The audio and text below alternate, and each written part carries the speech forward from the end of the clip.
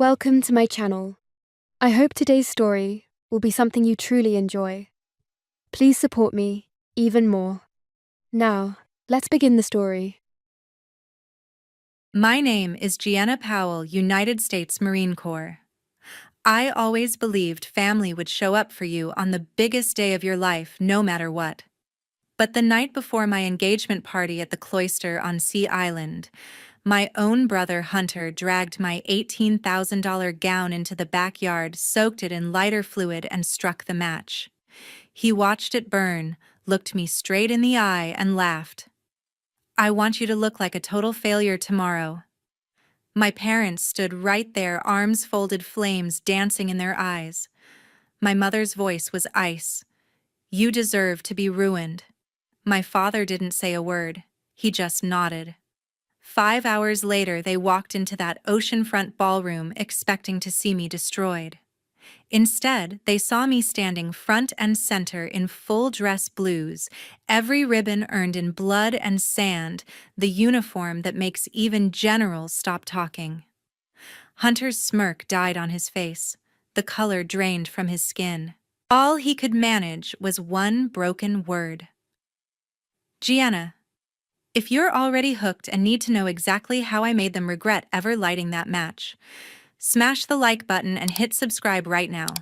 This one gets brutal fast. Turn on notifications because you do not want to miss what happens next. Let's dive in." 2 weeks before the engagement party on Sea Island, I turned my truck into the familiar gravel driveway in Brunswick. The house looked exactly the same, white siding, wide porch, American flag snapping in the evening breeze, because Dad never took it down. Inside, the temperature felt 10 degrees colder than the Georgia summer outside. Dad sat in his recliner, newspaper open, didn't even lower it when I walked in. "You're early," he said, like I'd shown up uninvited. Mom was already pouring sweet tea for Hunter, who was stretched across the couch, feet on the coffee table, thumbs flying over the brand new iPhone Dad bought him last month. Bailey peeked around the corner from the stairs, gave me the smallest possible smile, then disappeared. Hunter finally looked up. "Well, well. The Marine actually took leave. Thought you people never got time off." I let my duffel hit the floor. "Hey, Hunter. Good to see you too." Mom carried the glass straight to him, ice clinking like he was the only one who existed. "Your brother's been under a lot of stress with school," she said without looking at me. "Try to be understanding, Gianna." Stress. Right. While I had spent the last 20 years deploying everywhere the Corps sent me, Hunter had changed majors 3 times, wrecked 2 brand new trucks Dad replaced the next week, and still slept in the same twin bed he'd had since middle school, rent-free, insurance paid, gas card loaded. Whatever Hunter wanted, Hunter got. Dad finally folded the paper. "Still don't understand why you couldn't pick something normal." The Marines, Gianna, really. I'd heard it 1,000 times. The full scholarship to Georgia Southern I walked away from. The embarrassment I caused the family by enlisting instead of marrying the right kind of local boy. The way I chose that life over them. I swallowed it. "I'm here for the party, not round 200 of this conversation." Hunter snorted. "Speaking of the party, Gavin's already staying with his parents. Guess even he couldn't stomach this place longer than 24 hours. That one actually hurt. Gavin and I had been together 7 years. He was a major, steady as concrete, and his parents actually liked me. Larry and Diane opened their doors the minute we landed in Georgia. I was the one who insisted on staying here in my old bedroom with the faded beach posters because some tiny, stupid part of me still hoped 2 weeks might make things different. Every single dinner followed the exact same script. Mom bragged about Hunter's half-finished business degree and the lifted Silverado in the driveway. Dad talked county commission votes and how many people owed him favors. When the spotlight finally swung my way, it was only to ask why I never wore makeup anymore, or if the military had ruined my chances of ever looking feminine again. Bailey barely spoke, just pushed mashed potatoes around her plate and stared at her phone. One night, when Mom stepped out to take a call, she leaned over and whispered, "I'm really glad you're home. then immediately looked terrified someone might have heard. During the days, I pretended to help with party prep that didn't need helping. Mom had already hired planners out of Savannah. The cloister was completely booked: oceanfront ballroom, live string quartet, 5-course dinner, raw bar, top shelf, everything. My only official job was to smile in pictures and not mention anything that happened after Paris Island. One afternoon, Hunter cornered me in the dining room while I folded the thick cream programs. "Whole town's coming to see if the rumors are true," he said, leaning against the doorframe smirking. "That my big sister's some kind of government assassin now." I kept folding. "Logistics, Hunter. I move containers and people." He stepped closer, close enough I could smell the midday beer. "Sure you do. Just don't embarrass Mom and Dad with your little war stories this weekend, got it?" That night, I sat alone on the back porch steps, cicadas screaming in the pines, staring at the same patchy lawn I used to mow for allowance money. Gavin texted from 10 miles away. "Miss you already. 2 weeks, and that ring is yours forever." I typed back, 2 weeks. I truly believed I could survive 2 more weeks in that house. I was dead wrong. The smell of smoke slipped under my bedroom door at exactly 2:17 a.m. I was out of bed before my eyes were fully open, feet hitting the hardwood, every instinct screaming fire. Not barbecue, not a neighbor burning brush. This was chemical acrid wrong. I yanked on running shorts, snatched my phone off the charger, and took the stairs 2 at a time, barefoot, pulse already in my throat. The back door stood wide open. Night air poured in thick with Georgia humidity and something burning that should never burn. I stepped onto the porch and stopped dead.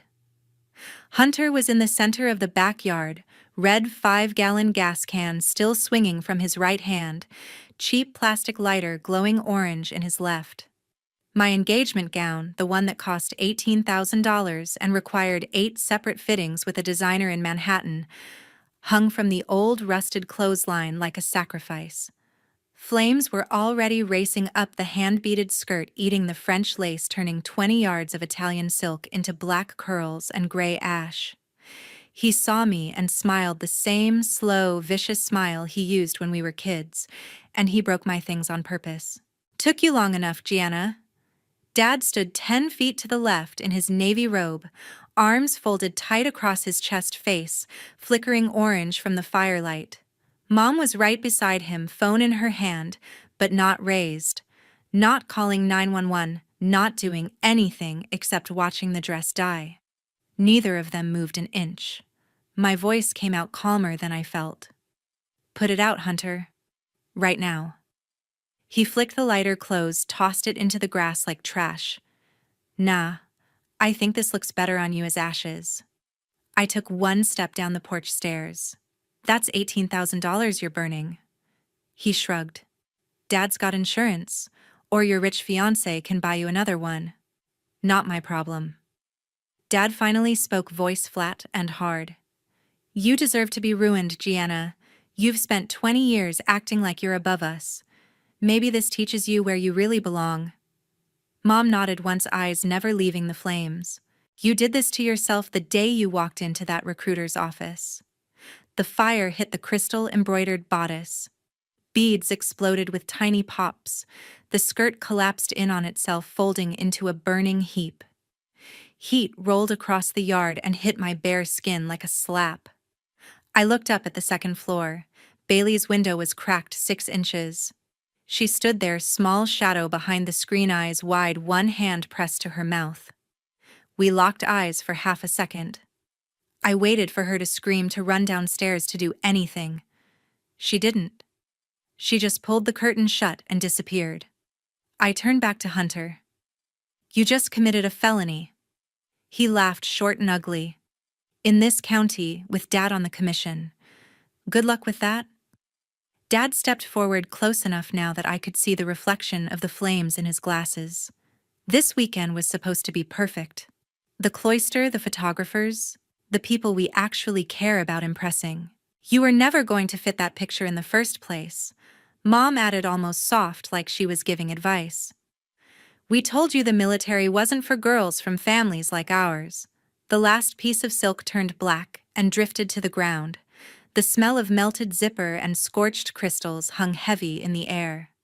All that was left on the clothesline was the top third of the torso charred wires, where the boning used to be dripping like a corpse. Hunter kicked at the ashes with his sneaker. Guess you're wearing your uniform tomorrow, huh, sis? Or maybe sweatpants. Either way, you'll look exactly like what you are. Dad turned toward the house. Clean this up before the neighbors wake up. Mom followed without another glance at me. Hunter brushed past me on the porch steps, shoulder slamming into mine hard enough to make me step aside. Sleep tight, General, he whispered, voice dripping venom. The screen door banged shut behind them. Upstairs, lights flicked off one by one until the whole house went dark again. I stayed on the porch until the last ember cooled and the yard smelled only of wet ash and gasoline. Then I walked back inside, climbed the stairs without making a sound, and started packing everything I'd brought. By 4 a.m., I was already flying down Highway 82 pedal-flat speedometer needle, kissing 100 South Georgia pine trees, nothing but black streaks in the headlights. Windows cracked just enough for the cold night air to slap me awake. No radio, no tears, just the steady roar of the engine and a single thought locked in place. This ends today. I had packed in exactly 15 minutes. Civilian clothes in one duffel, toiletries, the small velvet box with the ring Gavin still didn't know I carried everywhere, and the locked hard case that held my dress blues. I left the backyard exactly as they wanted it, ashes, gasoline, stink and all. Let them figure out what to tell the yard guy on Tuesday. The house stayed dark and silent when I walked out the side door. No footsteps behind me, no shouted questions. I simply stopped existing inside those walls the second my boots hit the gravel. 3 hours of empty highway later, the main gate of Marine Corps Logistics Base Albany appeared out of the dark. The young Lance Corporal on duty snapped to parade rest when he saw the sticker on my windshield, then threw me a crisp salute as the barrier lifted. I rolled straight through and parked beside the officer's lot near the base golf course. Dawn was still 40 minutes away, but the course floodlights were already on cutting white tunnels across the dew-soaked fairways. One lone golfer in a Navy windbreaker was teeing up on the first hole. I killed the engine and walked over cover tucked under my arm boots, crunching on the cart path. Major General Marilyn Frost, United States Marine Corps, retired, turned at the sound. 62 years old, silver hair tucked under a Titleist cap posture, perfect swing, still textbook. She had pulled me out of the fire literally and figuratively more than once. One look at my face and she lowered the driver without a word.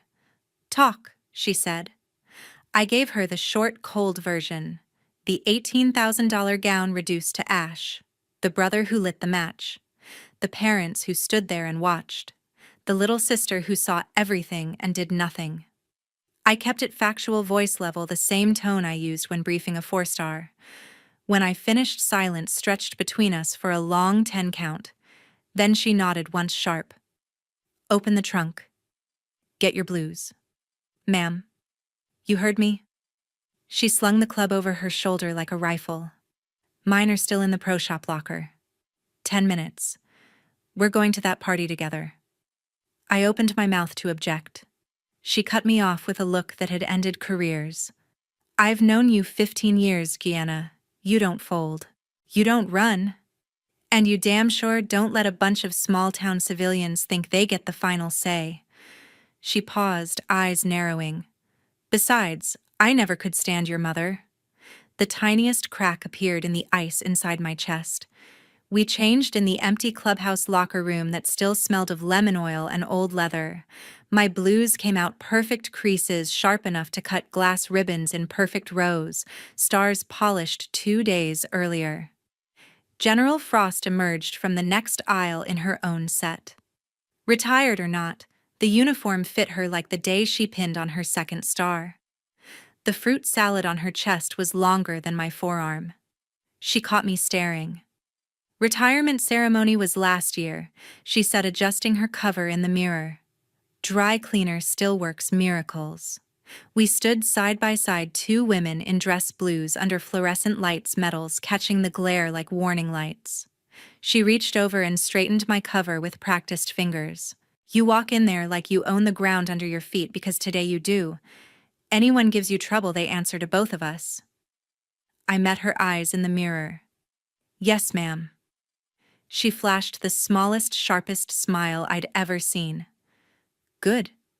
Now let's go show a few people what real power actually looks like. We rolled out in her black Suburban, two sets of dress blues, riding north through the breaking dawn, the causeway to Sea Island waiting straight ahead. The first edge of the sun painted the marshes gold as we crossed the bridge.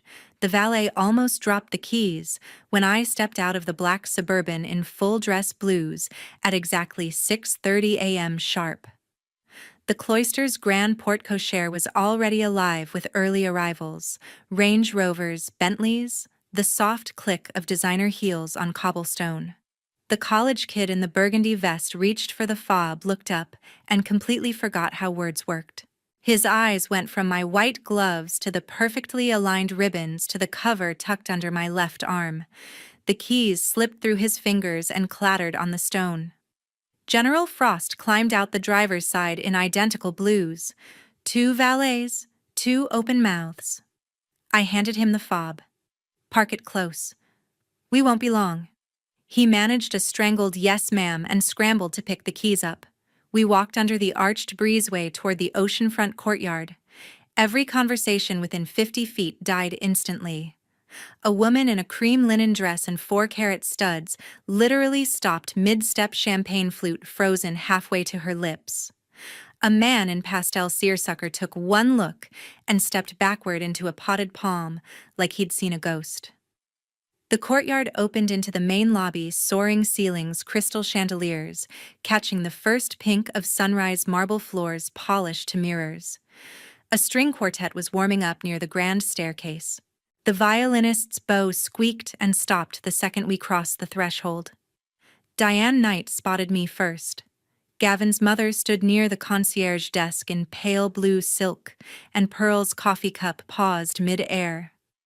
Recognition hit her like a wave. The cup lowered slowly, eyes filled, and she whispered my name. Gianna. Then louder, almost breaking Gianna. She crossed the lobby in 4 quick strides and threw her arms around me. Metals be damned. I felt her shake against my shoulder, tears already soaking the wool. Colonel Larry Knight, retired, followed right behind her, still tall and ramrod straight at 65, blazer perfect, silver hair perfect. He didn't hug. He snapped a salute so crisp it could cut glass fist to hard eyes, shining with something that looked a lot like pride and fury mixed. Outstanding Marine, he said, voice rough, damned outstanding. Diane finally pulled back, hands still gripping my shoulders, looking me up and down like she needed to memorize every ribbon. You're in uniform. Oh, honey, you're in full dress blues. I am. Larry's gaze slid to General Frost and widened another degree. General Frost, ma'am, honor to see you. General Frost inclined her head. Colonel. Couldn't miss this one. More of the night guest list was streaming in now: active duty officers in summer whites, retired flag officers with fruit salad older than I was, CEOs who golfed with 4 stars, Georgia state senators who still called Larry sir. Every single one recognized the uniform instantly. Every single one shut up. A retired Navy vice admiral I'd once briefed in Djibouti walked straight over, came to attention, and saluted me first, then General Frost. A 1-star Army brigadier followed, then a Marine colonel I'd served with in Helmand. The lobby turned into an impromptu salute line that kept growing. Diane wiped her eyes, laughing and crying at the same time. We thought something terrible happened when you went dark on the phone. Gavin's been losing his mind since 5. Where is he? Inside the ballroom with the planners doing final walkthrough. He has 0 idea you're here like this. Larry put a steady hand on my back. Come on, let's give my son the best shock of his life. We moved as a tight group through the lobby past the concierge desk where every staff member now stood at parade rest, past the boutique windows displaying handbags that cost more than most cars, past the hushed whispers that followed us like a wake. Phones were out again, but no longer for sunrise selfies. Videos were rolling. Someone whispered loud enough for half the lobby to hear, "That's two female generals in dress blues." Another voice answered, "No. The younger one is the bride." Diane squeezed my arm so hard I felt it through the wool. "Whatever made you choose this uniform today, thank you. This is the proudest moment of my life, and I'm not even your mother yet." Larry growled low. "Your blood relatives are about to learn what happens when they mess with a United States Marine." We reached the massive double oak doors of the oceanfront ballroom. Music and laughter leaked through the crack, bright and oblivious. General Frost stopped, turned to me, voice low. "Your show now, Major General." I took one slow breath of salt air gardenias and polished oak. Then the double doors swung open and Hunter strutted in first at exactly 7:15 a.m., like the entire resort had been waiting for him. He wore a light gray summer suit that cost more than most people make in a month, hair slicked back with enough product to survive a hurricane, grin dialed to maximum arrogance. Dad followed 2 steps behind in navy blazer and pressed khakis, Mom clinging to his arm in a peach silk mother-of-the-bride gown, both of them scanning the ballroom for the applause they assumed was already theirs. Hunter's eyes locked on the head table where Gavin was adjusting a place card in his summer whites. He opened his mouth, ready to shout some loud, obnoxious greeting across the room. That was the exact moment he finally saw me. The grin froze solid. His face went chalk white so fast I thought the blood had stopped moving. His mouth opened, closed, opened again. The only sound that came out was a cracked, broken Gianna. Dad stopped mid-stride. Mom's manicured hand flew to her throat, pearls clicking. 200 guests turned in perfect synchronization. The string quartet hit a sour note and never recovered. Crystal champagne flutes paused halfway to lips. Phones rose like a synchronized wave. Because there I stood dead center of the oceanfront ballroom in dress blues most of them had only ever seen on television. 2 silver stars gleamed on each shoulder under the chandeliers. The ribbon stack ran longer than my hand. Every campaign ribbon, every commendation, every piece of metal I had earned in 20 years of service sat in perfect silent rows.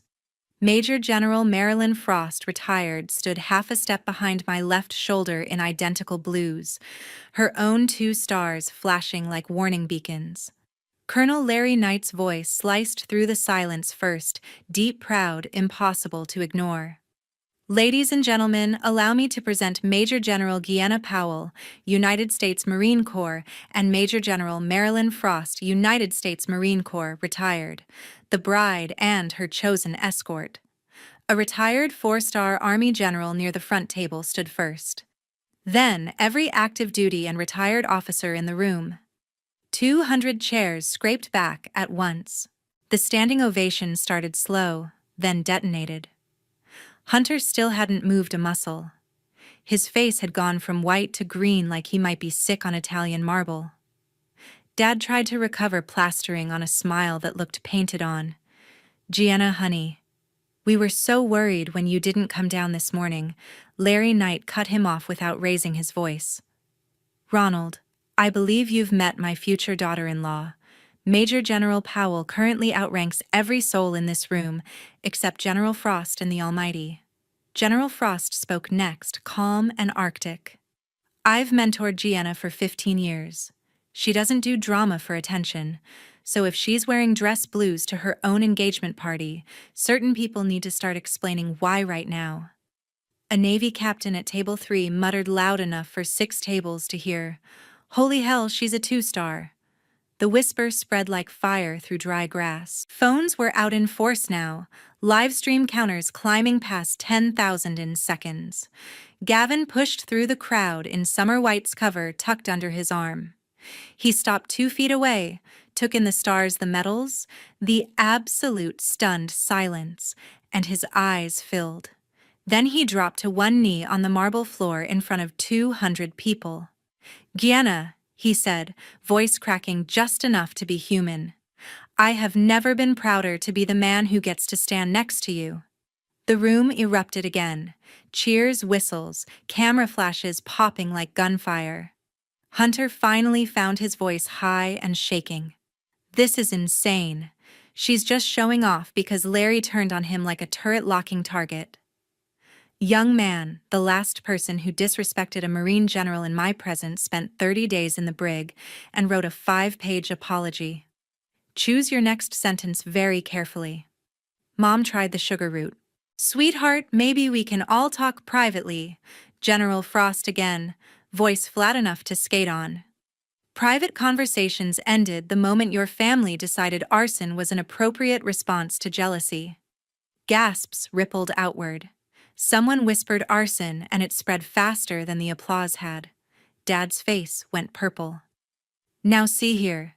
Gavin Rose slowly stepped between my blood family and me and spoke for the first time since entering the ballroom. "Mr. and Mrs. Powell Hunter, you are guests at an event paid for by my parents. Start behaving like it or resort security will finish this conversation on the sidewalk." Hunter looked around for backup and found exactly none. 200 faces that had been ready to clap him on the back 10 minutes earlier now stared like he was contagious.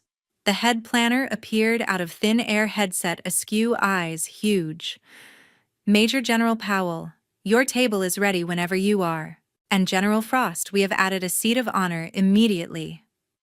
I still hadn't spoken a single word. I didn't need to. The entire ballroom already belonged to me.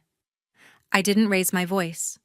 I just looked straight at Hunter and told the room the truth for the first time all morning.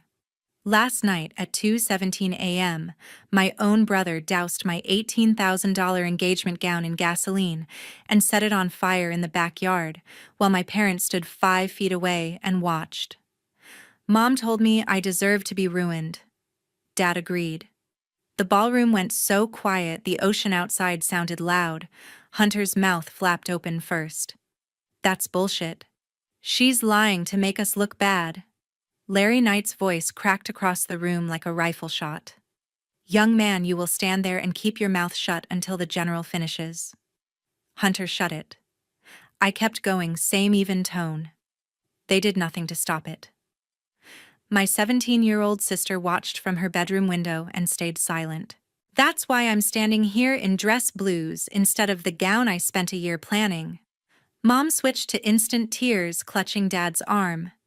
"Gianna, baby, you know how tension affects a family." General Frost cut in calm and arctic.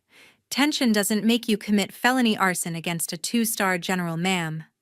A retired Navy admiral muttered 18 grand up in smoke, and the number rippled outward like a curse. Then the side door opened and Bailey walked in. She wore the pale pink junior bridesmaid dress Mom had forced on her hair-curled eyes, red and swollen. Every head turned. She walked straight down the center aisle, stopped 5 feet from Hunter, and spoke loud enough for every phone to catch it. I saw everything Bailey said, voice trembling but steady. Hunter poured the gas. He lit the match. Mom and Dad just stood there. I was terrified last night. I'm not terrified now. Gianna is the only person in this family who ever protected me.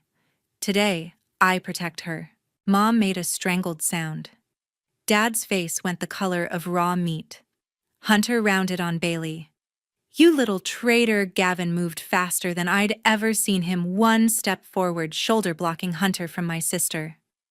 "Finish that sentence and you'll do it through broken teeth." The room turned like a single organism. 200 people who had been politely neutral 30 seconds earlier now stared at my blood family with open disgust. Phones stayed up. Live stream counters were past 70,000. Dad tried the politician smile one last time, hands raised. "Folks, this is simply a private family matter blown out of proportion.